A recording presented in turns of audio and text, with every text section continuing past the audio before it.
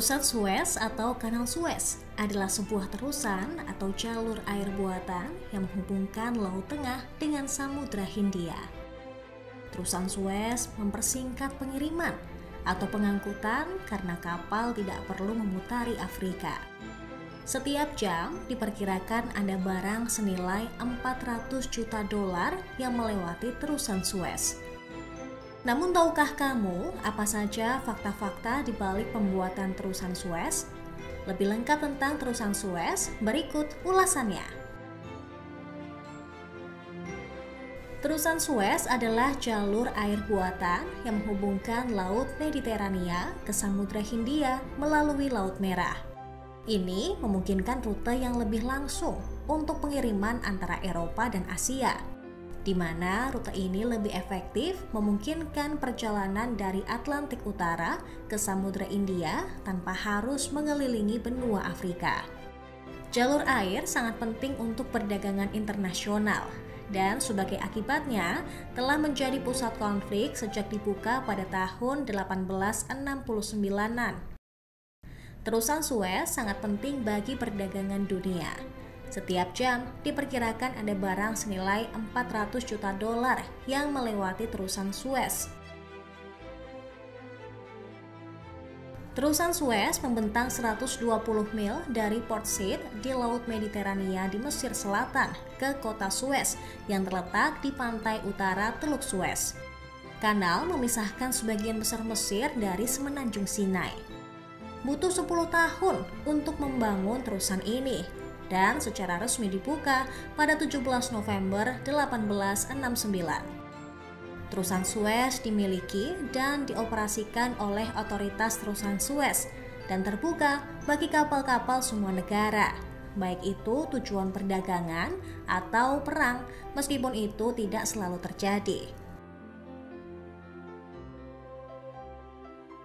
Terwujudnya terusan Suez merupakan ide cemerlang dari sosok besar Napoleon Bonaparte.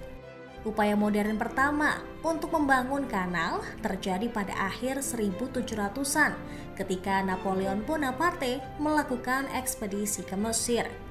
Dia percaya bahwa membangun kanal yang dikontrol Prancis di Isthmus of Suez akan menyebabkan masalah perdagangan bagi Inggris. Hal ini karena mereka harus membayar iuran ke Prancis atau terus mengirim barang melalui darat atau sekitar bagian selatan Afrika. Studi untuk rencana kanal Napoleon dimulai pada tahun 1799. Tetapi perhitungan yang salah dalam pengukuran menunjukkan bahwa permukaan laut antara Laut Tengah dan Laut Merah terlalu berbeda, memunculkan ketakutan akan adanya banjir delta Nil.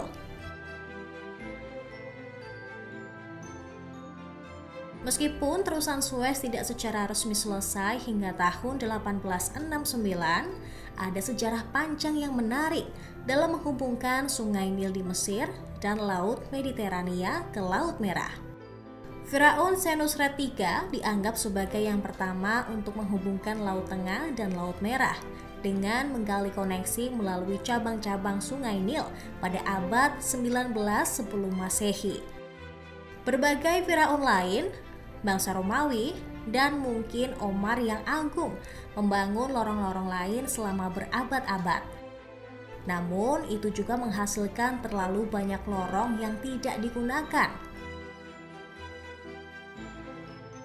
Pembangunan terusan Suez secara resmi dimulai pada 25 April 1859. Diperkirakan total 2.613 juta kaki kubik bumi, 600 juta di darat, dan 2.013 juta melalui pengerukan harus dipindahkan untuk membangun kanal. Selain itu, total biaya awal proyek diperkirakan mencapai 200 juta franc. Keputusan untuk membangun kanal yang menghubungkan Mediterania dan Laut Merah bagaimanapun mengundang kritik dari warga Inggris.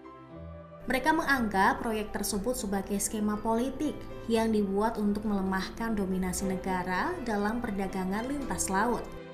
Inggris terus menentang proyek itu sampai kekaisaran membeli 44% saham di kanal setelah pemerintah Mesir melelang sahamnya pada tahun 1875 karena masalah keuangan.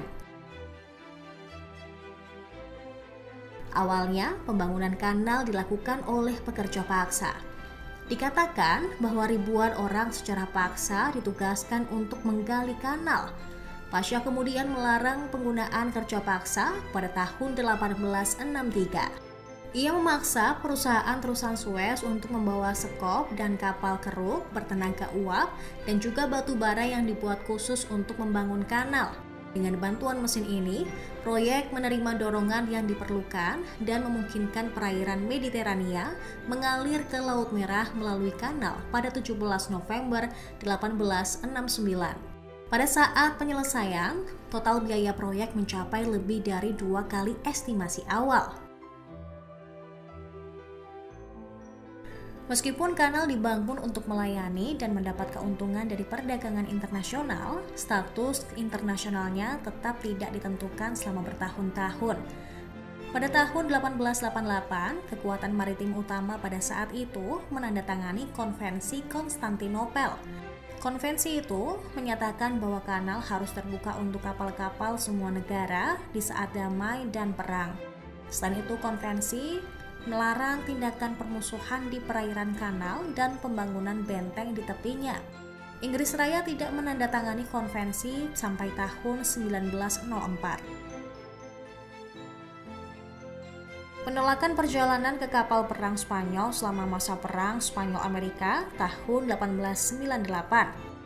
Sejarah penggunaan kanal internasional selama masa perang termasuk penolakan perjalanan kapal perang Spanyol selama masa perang Spanyol-Amerika tahun 1898. Izin untuk skuadron Angkatan Laut Rusia selama perang Rusia-Jepang pada tahun 1905. Kapal Italia selama invasi Italia ke Ethiopia pada tahun 1935 hingga 1936.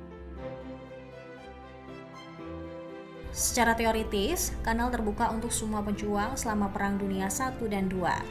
Namun, superioritas angkatan laut dan militer dari pasukan sekutu menolak penggunaan kanal secara efektif untuk pengiriman Jerman dan sekutunya. Menyusul gencatan senjata antara Israel dan lawan-lawan Arabnya pada 1949, Mesir menolak penggunaan kanal ke Israel dan semua kapal yang berdagang dengan Israel. Mesir menasionalisasi kanal pada tahun 1959 dan memicu serangan oleh pemegang saham Inggris dan Prancis bersama dengan Israel. Krisis Suez berakhir setelah Mesir menenggelamkan 40 kapal di kanal. Amerika Serikat, Uni Soviet, dan PBB kemudian melakukan intervensi, memaksa Inggris, Prancis, dan Israel untuk mundur. Otoritas terusan Suez milik Mesir lalu didirikan pada Juli 1956 dan mengatur operasional jalur laut tersebut. Namun setahun setelahnya, Mesir dan negara-negara Arab lain kembali berperang melawan Israel yang berujung pada penutupan kanal. Penutupan kanal pertama dari dua terjadi selama krisis Suez tahun 1956 hingga 1957, setelah Israel menyerang pasukan Mesir dan pasukan Prancis dan Inggris menduduki bagian dari zona kanal. Beberapa kapal terperangkap di dalam kanal selama blokade itu dan tak dapat pergi sampai ujung utara dibuka kembali pada Januari 1957. Penutupan kedua adalah konsekuensi dari Perang Arab-Israel pada Juni 1967. Selama dan setelah itu, kanal adalah tempat banyak pertempuran antara Mesir dan Israel, dan selama beberapa tahun membentuk garis depan antara kedua pasukan. Mesir secara fisik membrigade kedua ujung kanal dan 15 kapal yang dikenal sebagai Armada Kuning untuk pasir gurun yang berlahan-lahan terakumulasi terperangkap di Great Bitter Lake di kanal selama seluruh durasi perang. Para kru internasional dari kapal-kapal yang berlabuh saling memberi dukungan dan persahabatan satu sama lain, meskipun pada 1969 sebagian besar anggota awak telah diizinkan untuk pergi. Dengan pembukaan kembali kanal pada Juni 1975 dan penandatanganan perjanjian damai antara Mesir dan Israel pada 1979, semua kapal kembali memiliki akses ke saluran air. Meskipun hanya 2 dari 15 kapal yang terperangkap yang dapat pergi dengan kekuatan mereka sendiri. Pada 2021, terusan Suez mengalami macet karena ada kapal terdampar yang memutus jalur terusan hingga menimbulkan kerugian 43 triliun rupiah setiap harinya. Pemicu matinya terusan Suez yakni kapal kargo Ever Given yang tersangkut secara diagonal di kedua sisi kanal. Kapal Ever Given atau Evergreen sesuai nama operatornya terseret angin badai pasir dan pandangan kapten terhalang hingga terusan Suez terblokade. Terusan Suez ditutup hingga sampai berminggu-minggu lamanya untuk proses evakuasi kapal. Akibatnya 200 kapal terusan Suez lainnya harus antre masuk. Beberapa pilih memutar ke rute lebih jauh dan kerugian dunia tak ternilai jumlahnya, yakni mencapai lebih dari 144 triliun rupiah.